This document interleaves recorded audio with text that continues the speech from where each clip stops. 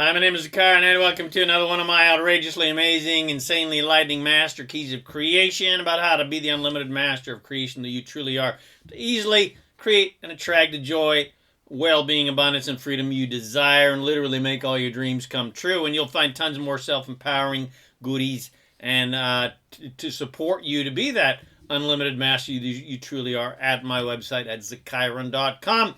And, of course, on my YouTube channel and my podcast channel, The Master Keys of Creation. All right, so here we go. Everyone is an enlightened master. Everyone is an ascended master. Everyone is an angel. Everyone is source. Or to use old terminology, everyone is God. That's right, baby.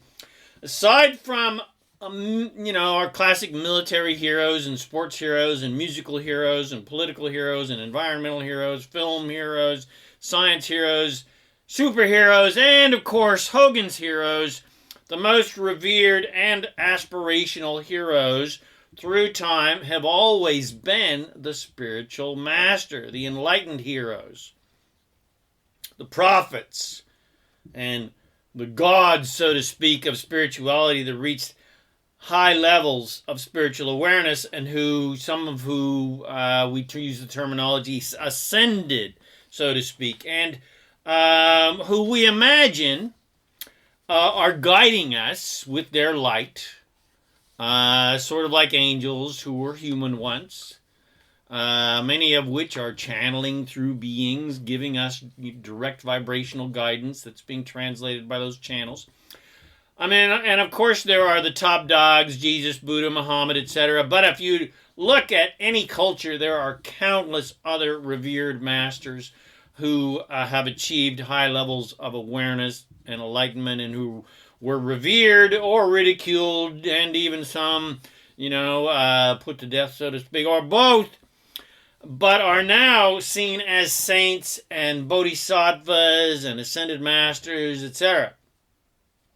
Basically, they are seen as gods. I sell a line of pictures of many of these great masters painted by the absolutely legendary artist team, Peter Fitch Christensen and Brigitte Fitch, based in Denmark, who paint absolutely amazing paintings of dimensional beings and cosmic gateways and angels and enlightened masters and ascended masters who have graced this planet and who now guide us from the higher planes of existence, from non-physical reality. So, the big question is, who are these ascended masters and angels? Who are these prophets and saints seemingly sent by God? Well, the truth of the matter is they are all just like us. They are all source beings. They are and were physical extensions of who they truly are as source, just like us, who are physical extensions of who we truly are as source. And there's no separation between us and them, aside from our perceptions. The only difference between you and an ascended master or a prophet or a saint is how conscious and deliberate you are with your thinking, and how dedicated you have been to being and living here on earth as a human in a similar manner to who and what you truly are as source. In other words, how connected are you to the sourceness of who and what you truly are? Because we all started out the same. We all were born as divine souls into human bodies, extensions of source, who we truly are as source, decided to live a physical life in a human body. And you are that physical expression of who you truly are as source. And your physical, spiritual enlightenment quotient, as it were, really boils down to how dedicated you are to being connected to who you truly are as source on a daily basis, which is based very simply upon how positive-oriented and how unlimited-oriented your thinking process is. Because you as source only thinks in unconditionally loving and allowing and completely joyful and unlimited non-judgmental ways. And basically, when you are thinking in non-judgmental, allowing, joyful, abundant, unlimited ways, you are in alignment with who you truly are as source. And the more you do that, the more source momentum you build up to a state where being connected to your source is just an average, everyday thing for you. Quote unquote, you're now enlightened, as it were. But it's not a miracle that happens from some epiphany or near-death experience or from a drug-induced experience or decades of meditation, although, of course, it can. Those epiphanies do come to people, and, of course, they do get there from those, but it's not necessary. You don't have to sit in a cave for 20 years and meditate to reach enlightenment. So the only difference between you and any of the great enlightened masters that have walked this earth is momentum of unlimited awareness, momentum of unconditional love, momentum of joy, well-being, and abundance that's practiced on a daily basis. And how much momentum of those things you have built up and they become your average everyday reality. Jesus wasn't born instantly enlightened, contrary to what Christians and the writers of the books of the Bible imagine. None of the people who wrote those accounts of Jesus' earlier life were around, so there was no way for them to know.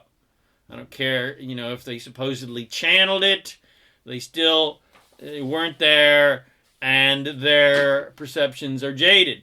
What people have typically done in relationship to these great masters is compare themselves where we are now to where they are now, which seems like quite a massive distance apart on the, quote, enlightenment scale. But what people are forgetting is that every master started out just like them, except the, quote, master took a more introspective and committed path to their spirituality, as opposed to the majority of humanity.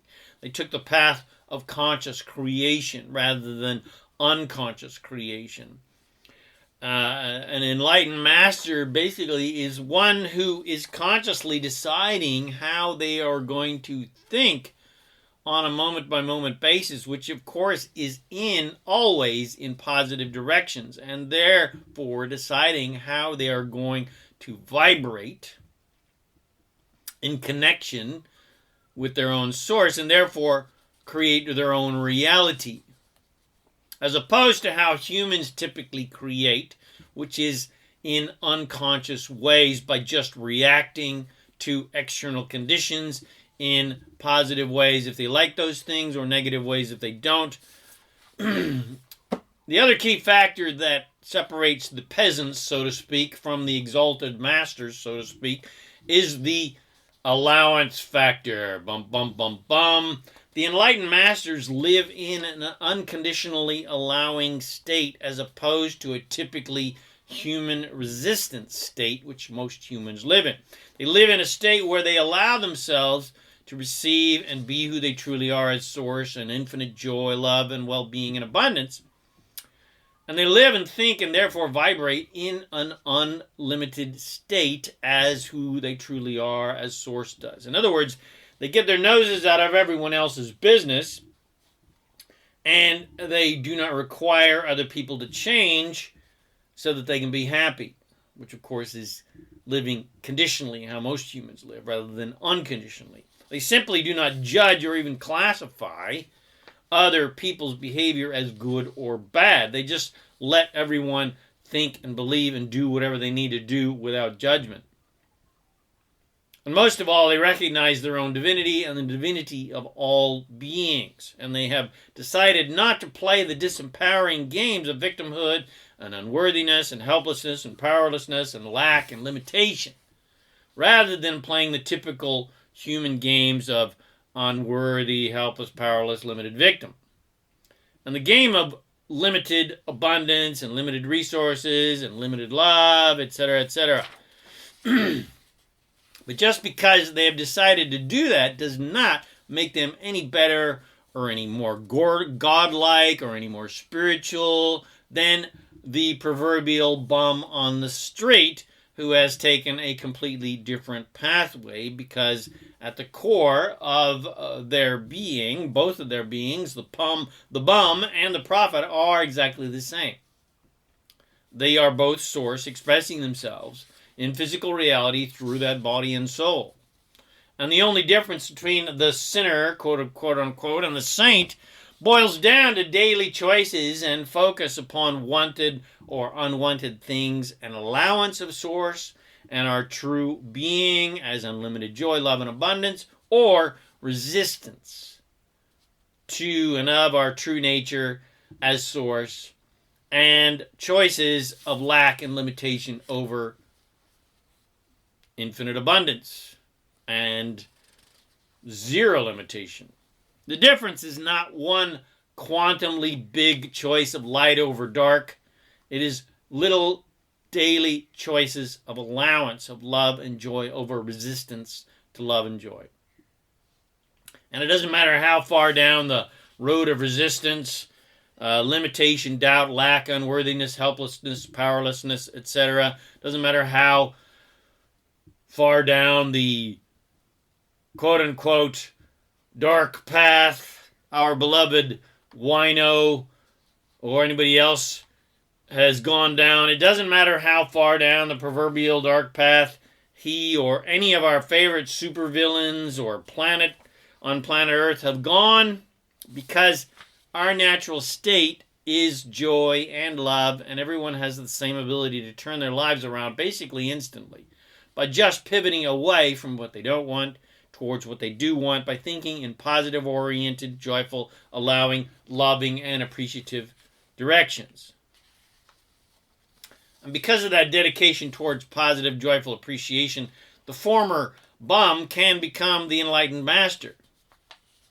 The point is, there is no difference between us and the most enlightened masters who have walked this earth, and no difference between us and the so-called God that people imagine they are separate from, when the truth is we are not separate from God or source, as I prefer to call it, or separate from Jesus or Buddha or any of the great masters and prophets and saints, etc., because we are all source. We are all, at the core of our being, non-physical source. We just happen to currently be physical expressions of that non-physical source that we truly are. So, even though we are physical expressions of source, we are always non-physical source at the same time. But just because we are physical does not mean we are in any way lesser than non-physical source or limited in some sort of way, or to use old world terminology, we are not lesser than God in any way. No matter how enlightened or unenlightened, so to speak, you are. In fact, you're completely the opposite. You're the leading edge of creation. You are the exciting physical expression of creation that is literally expanding and evolving this planet and universe. So you are of utmost importance and priceless value. Not to mention the fact that Source does not judge any aspect of its own creation. The enlightened master or saint or angel or prophet or supposed son of God is not loved any more or any less than our alcoholic friend on the street, or the terrorist, or the murderers, or the thieves, or the warlords, or the newborn baby. Everyone is of equal value because everyone is a physical expression of Source, and everyone has the complete freedom to play any physical game that they choose. Every soul in the universe is equal in every way because we are all Source, and we are all the essence of joy, love, infinite abundance, and infinite power, and we are all immortal. We are all infinite and unlimited in every way. And it does not matter if you're the worst sinner to have ever lived or the most enlightened saint. We are all Source. We are all joy. We are all love. We are all God. So, why does one person head down the proverbial dark path, so to speak, while another takes the path of light and love?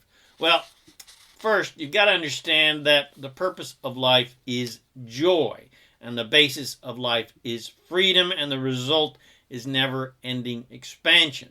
So every spirit, every source soul, as it were, has the complete freedom to play any physical game that they choose for the fun and adventure of it, and for the contrast of that choice, the contrast that that choice creates because of the great clarity and desires and choices that will be available because of that contrast of unwanted things. And when confronted with the contrast of unwanted things in life, the choice that every soul is confronted with is, will I choose the path of allowance, the path of power, so to speak, or the path of resistance because I feel powerless?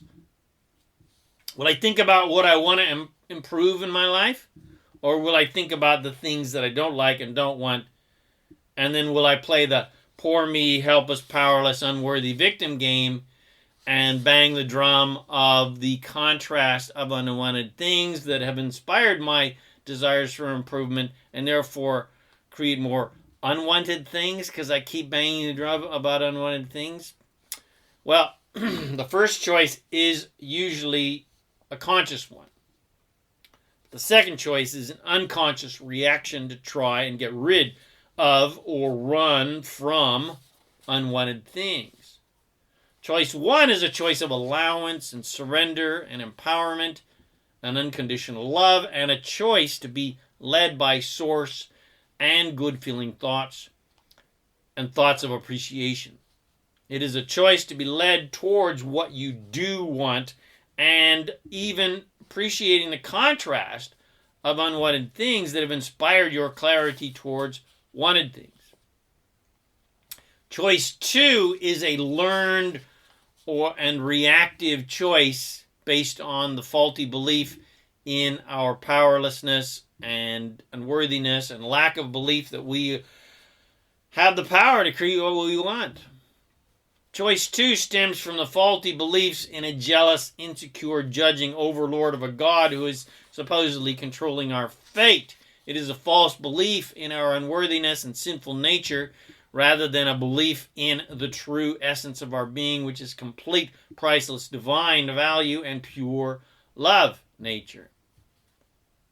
So, what about miracles? How was Jesus and other great masters through history able to heal the sick and raise the dead and live for hundreds, even thousands of years? How are the masters of the Far East able to disappear and reappear huge distances away instantly? How was I able to remove a cyst blocking the birth canal of a lady, a friend of mine's wife, and perform other miraculous healings that I have done? Well, we did it by allowing. We did it by seeing that person, the patient as it were, as whole and healed and perfect in their natural state of being, not sick. And then the rest was purely up to the person with the issue that had attracted the issue and their ability to allow and surrender to their natural way of being, which is health and well-being and joy, etc. Jesus was able to perform so-called miracles because he did not see them as broken or sinful or lesser than or unworthy or sick. He saw them as whole, as complete. He saw them as God. He saw them as source. He saw everyone as they all truly are, as source. And he saw them as we all truly are, which is pure health, well-being, joy, love, immortality, and infinite abundance. And I was personally able to perform so-called miracles of healing by seeing the issue healed and whole and basically gone, to just see the patient in question as whole, complete, beautiful, wonderful, healthy, etc. And the patient in question just allowed that vibration and so was healed. It was and always is the classic state of your faith has healed you. Your faith has set you free. Now go and tell no one, because they're going to talk you out of it and make you doubt, and then you're going to attract it again. And now we have seen through the last 100 years or so countless people healing themselves from countless supposedly incurable diseases like cancer. It happens all the time. People just have miraculous healings. So how were they able to do that? Well, the same way Jesus and other masters, including myself, supposedly healed others. Those people healed themselves by having faith that they were healed, by seeing themselves as whole, not sick. So the point is, we are all Jesuses. We are all miraculous healers, and with the equal ability to perform so-called miracles by just allowing ourselves to reconnect to our natural state of complete, unlimited joy, love, well-being, and abundance. And, of course, perfect health and vitality. And the aspirational state of the enlightened master is one where you decide that every day is going to be miraculous. And miracles happen every single moment of every single day, because they do. Every divine synchronicity between you and the wild animals and the birds and your pet or your lover, or you looking up at the right time to see the rainbow or the UFO, or even simple things where you are in an allowing state and you allow yourself to be guided by your source to wonderful people and wonderful situations and wonderful opportunities and synchronicities of joy and abundance and prosperity and riches and entertainment and good food and wonderful experiences and adventures and people. That's the miracle of life.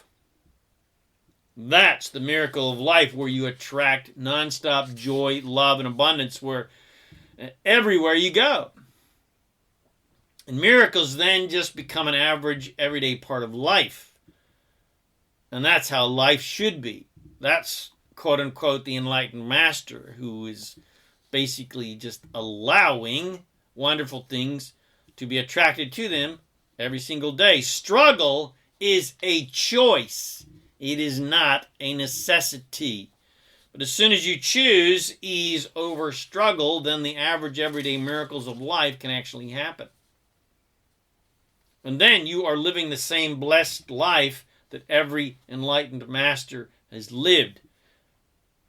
And the master key to living that enlightened, joyful, abundant life is allowance. The master key is always the path of least resistance, not the path of most resistance and struggle, and proving your worthiness by how much you've struggled. Our fellow humans have been telling us a lie our entire lives, that the path to joy and abundance is fight, fight, fight. Prove your worthiness. That to get what you want, in order to be happy, you've got to fight for your right to party. You got to fight for your right to party. And you got to fight for your right to get abundance. And you got to fight for your right to have love. It's bullshit. You've got to... We've been taught that we have to fight for love and fight for wealth and fight for success and fight for our health, when the complete opposite is actually the truth. You cannot get a happy result from an unhappy journey. And unhappy journeys only attract more unhappiness. It's very simple. To get what you want, which is always more joy, because that's all anybody wants. It's the only reason you want anything, is for the joy of it. To get what you want, which is always more joy, because your divine essence is joy and the purpose of life is joyful creation. To get what you want, you've got to surrender to that source essence of joy and love and abundance and adventure, and just be that joy regardless of external conditions. You just got to be happy naturally. You just got to be your natural happy state regardless of what's going on around you. That's none of your business. Rather than fight for your happiness and fight for your abundance. You've got to be an unconditional master of joy where you are happy regardless of external conditions in your life or on planet Earth, and regardless of what anyone else is doing and what is happening anywhere with the politics or environments or the quote-unquote financial issues, etc. You don't fight against supposed overwhelming forces that are allegedly hell-bent on keeping you from getting what you want. Instead, you recognize your unlimited power to create anything you want and release the illusions of supposed assertion that falsely proposes that more powerful forces can assert their evil will upon you against your will and stop you from getting what you want. You understand that there is only one law in the universe, and that is the law of attraction. And the powerful law of attraction and the entire universe is unconditionally supporting you to literally create anything you desire. You could create an entirely new planet if you have the ability to completely allow that without any doubt or resistance. So, if I may make a final recommendation, when you look at the great masters of spirituality or the masters of art or sports or science or music or acting or filmmaking or writing, etc., and you aspire to that level of greatness, realize that they did not get to that lofty state of mastery overnight. None of them were born instant masters. They were born the same way as you, with infinite potential and infinite choices and infinite power and infinite clarity, and with the infinite support of the entire universe of creation. And they got to where they are now one step at a time, one day by day, 1 minute by minute, one choice at a time, choosing joy, love, and ease and allowance over resistance and struggle. They got there with every choice of delicious desire and excitement and hope and faith about their desire for joy and love and more love and abundance and more abundance and riches and more riches and more fun and more fun and more adventure and more adventure and more creativity and more creativity. Not one master got to a state of enlightenment by resisting and fighting opposing forces. Not one. That only gets you nailed to crosses. That only gets you stoned. That only gets you burned.